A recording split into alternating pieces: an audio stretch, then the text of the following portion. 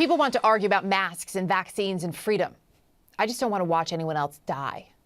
Chilling words from an ICU nurse in Mississippi who is at a breaking point. The state's COVID hospitalization rate is among the top 5 highest in the country, yet its vaccination rate is among the lowest. Nichole Atherton joining me now. She has worked through the pandemic as an ICU nurse at Singing River Ocean Springs Hospital in Mississippi. You were telling me in the break you've been hit pretty hard at the hospital in the last 24 hours, treating patients in the lobby at this point. And last week you made the decision to resign. Why? I did make the decision to leave. It has been a tremendously difficult year and a half since the pandemic started. We've had to watch a lot of people die, and as a nurse, you're called to save people and to help people get better. And sometimes it feels like we're fighting a losing battle. And to see, as you just said, Mississippi has such a low vaccination rate and our COVID hospitalizations are through the roof. It feels like we're fighting an unwinnable war. So what happens now? I mean, I know you're not giving up nursing. You are burnt out is probably putting it mildly after everything you've been through over the last year and a half plus. But you talk about fighting this losing battle. We hear all the time from officials, this is a pandemic of the unvaccinated. Is that what you're seeing in your hospital? Absolutely, that's what we're seeing. And that's what I really want people to understand, is that it is truly the unvaccinated people that are sick enough to need critical care. It is the unvaccinated people that are on ventilators, that do not survive, that if they do survive, they leave the hospital with a tracheostomy, a breathing tube in their throat, a feeding tube in their stomach, some of them in a persistent vegetative state. They may survive the virus, but they're not truly living after that. And in our current ICU, I work in a 12-bed ICU. All 12 patients right now are COVID. They are all unvaccinated. We do not have a fully vaccinated person in that ICU, and they are young. We are watching, not grandparents this time around, parents with young children. We have a mother right now who has never held her newborn baby. And she's in your ICU. Yes. We watched her meet her baby on FaceTime. We held the phone up so that she could see her baby for the first time. And that's heartbreaking. We're trained to deal with death as a nurse and to help people die with dignity when that time comes.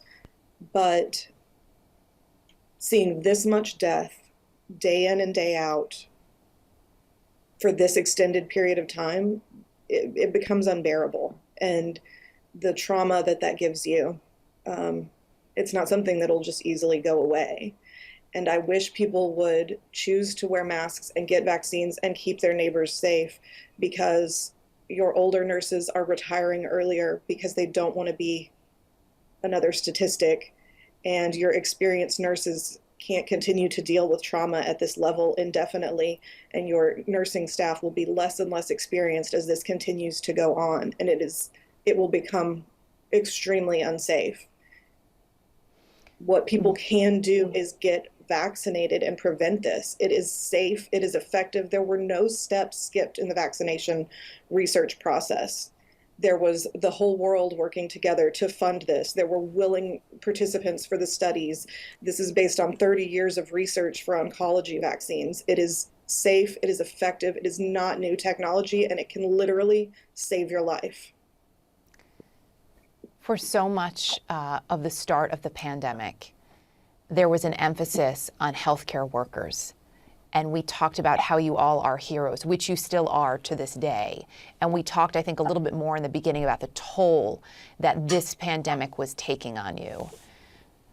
I read that you're sort of tired of being called heroes. I think that's a fair statement. I think that I know I can only speak for myself and the people that I am close with that are in this position with me. To call us heroes, but not do what you can to protect yourself and to protect us, it's just words, and words don't save lives. Actions save lives. And to continually, people say, oh, I want my freedom and I'm going to live as I want to live. I understand that and I respect that, but please know that you are exposing all of our staff to this deadly virus as well.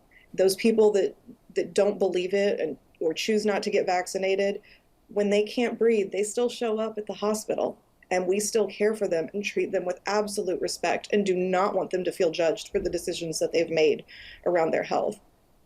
But I do want people to understand that they're jeopardizing our lives as well, and we have children to go home to. There is a whole generation of children right now that will grow up, hundreds of thousands of kids in the United States of America that will grow up without grandparents because of the first wave. And now we're seeing parents. There are going to be children in my own community that are orphans. And it could have been prevented. Nichole Atherton, thank you. Thank you for what you do on a daily basis. Thank you for speaking out this morning. I wish I could reach out and hug you, quite honestly, but thank you.